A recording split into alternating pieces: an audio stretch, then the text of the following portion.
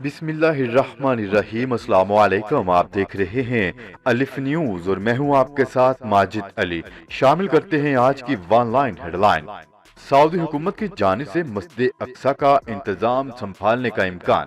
Abu Dhabi سے اماراتی ذرائع کے مطابق اسرائیلی وزیر خارجہ یائر لیپیڈ کے دورہ امارات میں اس حوالے سے بڑی پیش رفت سامنے آئی ہے۔ ذرائع نے مزید بتایا ہے کہ بیت المقدس میں مسجد اقصی کا انتظام اردن کی حکومت سنبھالتی ہے، تاہم اردن کے ساتھ سعودی حکومت بھی مسجد اقصی کی دیکھ بھال کرے گی۔ اماراتی ذرائع کے مطابق نئی اسرائیلی حکومت مسجد اقصی کی انتظامی کونسل بنانے کے لیے راضی ہو گئی۔ یاد رہے کہ اسرائیلی وزیر خارجہ نے 30 جون سے 1 جولائی تک امارات کا دورہ کیا۔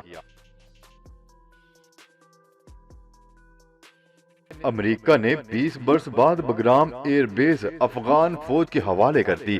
افغانستان سے غیر ملکی افواج کا انخلاء جاری ہے اور امریکہ نے 20 سال بعد بگرام ایئر بیس افغان حکام کے حوالے کر دی۔ غیر ملکی میڈیا کی رپورٹ کے مطابق امریکہ کے اعلیٰ حکام نے بگرام ایئر بیس مکمل طور پر Afghan national security defence force کے حوالے کر دی ہے۔ امریکی حکام نے نام نہ ظاہر کرنے کی شرط پر بتایا ہے کہ افغانستان میں امریکی کمانڈر جنرل آسٹن ملر کے پاس اب بھی امریکی فورسز کے تحفظ کے اختیارات اور صلاحیت موجود ہے۔ امریکی میڈیا کے مطابق بگرام ایئر بیس سے فوجی انخلاء واضح اشارہ ہے کہ افغانستان میں موجود 2500 سے 3000 امریکی فوجی افغانستان چھوڑ چکے ہیں یا چھوڑنے کے قریب ہیں۔ امریکی افواج کا بگرام ایئر بیس سے انخلاء، طالبان کا رد عمل بھی سامنے آ گیا۔ افغانستان میں قائم سب سے بڑے امریکی فوجی اڈے سے فورسز کے انخلاء کا طالبان نے خیر مقدم کیا ہے۔ غیر ملکی خبررساں ادارے کی رپورٹ کے مطابق ترجمان طالبان کا کہنا ہے کہ امریکہ کے بگرام ایئر بیس چھوڑنے کے اقدام کا خیر مقدم کرتے ہیں، اس عمل سے مثبت نتائج سامنے آئیں گے۔ ترجمان نے کہا ہے کہ افغانستان سے غیر ملکی افواج کا انخلاء ہی افغان عوام کے مستقبل کی راہ ہموار کرے گا۔ نیپرا نے گھریلو اور کمرشل صارفین کے لیے بجلی کے نرخوں میں اضافے کی منظوری دے دی۔ نیوز رپورٹ کے مطابق نیپرا کی جانب سے بجلی کے نرخوں میں اضافے کی دی جانے والی منظوری کا اطلاق اکتوبر 2021 سے لاگو ہوگا۔ اس ضمن میں نیپرا کی جانب سے کہا گیا ہے کہ ڈسکوز نے نیپرا کو سماحی ایڈجسٹمنٹ کی درخواست دی تھی۔ نیپرا نے ملنے والی ڈسکوز کی درخواست پر مالی سال 2020-21 کی پہلی اور دوسری سماحی ایڈجسٹمنٹ کی منظوری دے دی۔ نیپرا نے گھریلو صارفین کے لیے 8 پیسے اور کمرشل صارفین کے لیے 11 پیسے فی یونٹ اضافے کی منظوری دی ہے۔ عالمی وبا قرار دیے جانے والے کرونا وائرس سے بچاؤ کے لیے تیار کردہ ویکسین کی تقسیم کے لیے تشکیل دیے گئے عالمی ادارہ عالمی اتحاد کوویکس نے تمام حکومتوں سے اپیل کی ہے کہ وہ عالمی ادارہ صحت کی جانب سے محفوظ قرار دی جانے والی ویکسین کو تسلیم کریں۔ کوویکس کی جانب سے جاری کردہ بیان میں کہا گیا ہے کہ کوویکس کی بنیاد اس اصول پر رکھی گئی تھی کہ کرونا ویکسین تک پوری دنیا کے افراد کو رسائی ہو سکے، جس کا مطلب ہے کہ ان کے سفر اور تجارت کرنے سمیت ان کی جان و مال کی حفاظت یقینی بنائی جائے۔ ٹک ٹاک نے اپنے مد مقابل اپلیکیشن سے سبق لینے کے لیے ویڈیو کا دورانیہ بڑھا دیا ہے۔ خیال رہے کہ ٹک ٹاک نے اب ویڈیو کا دورانیہ 3 منٹ کر دیا ہے، جو پہلے سے 3 گنا زیادہ ہے۔ ٹک ٹاک کی جانب سے کیے جانے والے اعلان سے دنیا بھر میں تقریباً 1 ارب صارفین کو فائدہ پہنچے گا۔ ٹک ٹاک کے 1 ارب صارفین میں سے صرف 10 کروڑ کا تعلق امریکہ سے ہے۔ روسی صدر ولادیمیر پوٹن کے فون پر سائبر حملہ۔ روسی صدر ولادیمیر پوٹن کے عوام کے ساتھ براہ راست گفتگو کے دوران ہیکرز نے ان کے فون پر سائبر حملہ کر دیا۔ غیر ملکی خبررساں ادارے کی رپورٹ کے مطابق ریاستی ٹی وی پر نشر ہونے والی براہ راست گفتگو کے دوران ہیکرز نے سائبر حملوں کے ذریعے گفتگو میں بار بار خلل پیدا کیا۔ رپورٹ کے مطابق روسی ٹیلی کام کمپنی روٹلی کام نے حملوں کی تصدیق کر دی۔ انہوں نے کہا ہے کہ ان غیر قانونی سرگرمیوں کو روکنے کے لیے اقدامات کیے گئے ہیں۔ ٹی وی اینکرز نے کال کے دوران صدر کو سائبر حملوں سے آگاہ کیا، جس پر انہوں نے حیرت کا اظہار کیا۔ خیال ہے کہ روسی صدر ولادیمیر پوٹن ہر سال براہ راست پورے ملک میں شہریوں سے ان کے مسائل سے متعلق ٹیلی فونک گفتگو کرتے ہیں اور انہیں جواب دیتے ہیں۔ ٹک ٹاک کے حوالے سے ایک اور اہم خبر، سندھ حکومت نے ٹک ٹاک پر پابندی کا فیصلہ واپس لے لیا۔ سندھ ہائی کورٹ نے ٹک ٹاک پر پابندی کا فیصلہ واپس لے لیا ہے۔ عدالت نے پی ٹی اے کو ٹک ٹاک سے متعلق درخواستیں جلد نپٹانے کا حکم دے دیا۔ سندھ ہائی کورٹ نے 28 جون کو ٹک ٹاک معطل کرنے کا حکم دیا تھا۔ پی ٹی اے حکام نے عدالت کو یقین دہانی کروائی ہے کہ شکایت کنندہ کی درخواست پر 5 جولائی تک فیصلہ کر دیں گے۔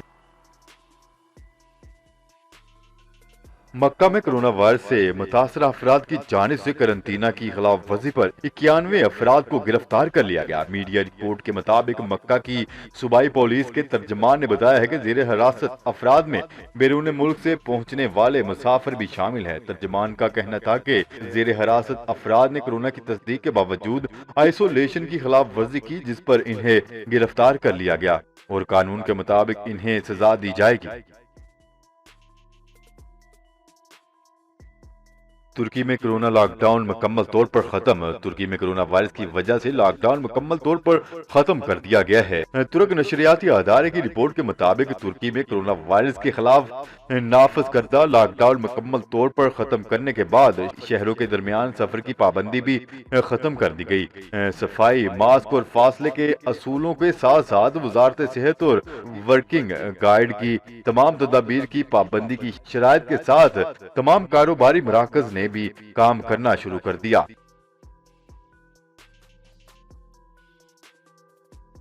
تیل پیدا کرنے والے ممالک کی بین الاقوامی تنظیم اوپیک اور دوسرے تیل پیدا کرنے والے ملکوں کی ایک اہم کانفرنس شروع ہو گئی۔ نیوز رپورٹ کے مطابق اوپیک کے علاوہ دیگر ممالک میں روس اور اس کے 10 اتحادی شامل ہیں۔ اوپیک کی قیادت سعودی عرب کے ہاتھ میں ہے۔ اس کانفرنس میں رواں برس اگست میں تیل کی پیداوار کو بڑھانے پر غور کیا جائے گا۔ سابق امریکی صدر ڈونلڈ ٹرمپ کی کمپنی پر ٹیکس چوری کا مقدمہ۔ سابق صدر ڈونلڈ ٹرمپ کی کمپنی گلوبل ریئل اسٹیٹ پر 15 سال سے ٹیکس چوری کا الزام ہے، جس پر کمپنی کے مالی امور کے سربراہ کو عدالت میں پیش کیا گیا۔ امریکی نشریاتی ادارے کی رپورٹ کے مطابق سابق صدر کی کمپنی کے مالی امور کے سربراہ کی عدالت میں پیشی ہوئی۔ پروسیکیوٹر نے کمپنی کی جانب سے 15 سال سے ٹیکس نہ دینے پر جرحا کی۔ خیال رہے کہ کمپنی کے سربراہ ایلن وسل برگ پر پہلے ہی فرد جرم عائد کر دی گئی تھی۔ پاکستان نے بھارتی ہائی کمیشن میں ڈرون کے استعمال کا الزام مسترد کر دیا۔ ذرائع کے مطابق بھارتی ہائی کمیشن کی جانب سے 27 جون کو اس کی حدود میں ڈرون کے استعمال کی شکایت کی گئی تھی۔ ذرائع نے بتایا ہے کہ 26 جون کو بھارتی ہائی کمیشن میں ایک تقریب کا بھی انعقاد کیا گیا۔ سفارتی ذرائع کے مطابق پاکستان کے متعلقہ اداروں کی طرف سے تحقیقات میں بھارتی دعویٰ جھوٹا ثابت ہوا اور بھارتی ہائی کمیشن اپنی شکایت کے ساتھ کوئی ثبوت فراہم نہ کر سکا۔ امریکہ سے موڈرونا ویکسین کی 25 لاکھ خوراکیں اسلام آباد پہنچ گئی۔ امریکی سفارت خانے کے مطابق موڈرونا ویکسین امریکہ کی جانب سے عطیہ کی گئی ہیں۔ امریکی سفارت خانے کی ناظم الامور کا نجی ٹی وی چینل سے گفتگو کرتے ہوئے کہنا تھا کہ امریکہ نے کرونا ویکسین پاکستان بھجوا دی ہے اور ویکسین پاکستان پہنچانا باہمی شراکت داری کے بغیر ممکن نہ تھا۔ انہوں نے کہا ہے کہ ویکسین پاکستان کے حوالے کر دی گئی ہے، جبکہ وبا میں مدد کے لیے پاکستان کو $50 ملین علیحدہ فراہم کیے تھے۔ تاہم ویکسین کے معاملے پر پاکستان کے ساتھ تعاون جاری رہے گا۔ لبنان کی فوج نے مالی مشکلات سے نمٹنے کے لیے رینٹ ہیلی کاپٹر سروس شروع کر دی۔ مالی مشکلات سے دوچار لبنان کی فوج نے اپنے ہیلی کاپٹر کرائے پر دینا شروع کر دیے۔ فوج کی ویب سائٹ پر جاری کردہ پیغام کے مطابق ہیلی کاپٹر سے فضا میں جا کر لبنان کا نظارہ کیا جا سکتا ہے۔ میڈیا رپورٹ کے مطابق ہیلی کاپٹر سروس کی بکنگ کا آغاز گزشتہ روز سے کر دیا گیا ہے۔ خیال رہے کہ ہیلی کاپٹر کی ایک پرواز میں 3 افراد سوار ہو سکیں گے، جبکہ پرواز کا دورانیہ 15 منٹ ہوگا، جس کے لیے $115 دیے جائیں گے۔ کویت کی حکومت نے کورونا کی ایک خوراک لگوانے والے غیر ملکیوں کو ملک میں داخلے کی اجازت دینے سے انکار کر دیا۔ کویتی میڈیا کی رپورٹ کے مطابق کویت جانے کے خواہش مند غیر ملکیوں پر لازم ہوگا کہ وہ کویت کی منظور شدہ ویکسین کی دونوں خوراکیں لگوا کر ویزا کے لیے اپلائی کریں۔ میڈیا رپورٹ میں بتایا گیا ہے کہ ایسے تمام غیر ملکیوں کو ایئرپورٹ پر ہی روک لیا جائے گا جنہوں نے کورونا کی ایک ویکسین لگوائی ہوگی یا پھر وہ ویکسینیشن سرٹیفکیٹ نہیں دکھا سکیں گے۔ حکومت نے ملک بھر میں پیر کے روز تک بجلی اور گیس کی فراہمی میں نمایاں بہتری لانے کا اعلان کر دیا۔ تفصیلات کے مطابق وفاقی وزیر توانائی حماد اظہر نے جمعے کو نیوز کانفرنس میں اعلان کیا ہے کہ 2 دن تک بجلی کی پیداوار اور بڑھ جائے گی اور پیر کے روز تک بجلی اور گیس کی فراہمی میں نمایاں بہتری آ جائے گی۔ انہوں نے کہا ہے کہ ایل این جی کی 40% فراہمی شیڈیول سے 2 دن پہلے بحال کر دی گئی ہے۔ جی تو ناظرین، آج کے لیے اتنا ہی۔ مزید خبریں لے کر بہت جلد آپ کی خدمت میں حاضر ہوں گے۔ تب تک کے لیے اپنا خیال رکھیے گا۔ اللہ نگہبان۔ پاکستان زندہ باد۔ پاکستان آرمی پائندہ باد۔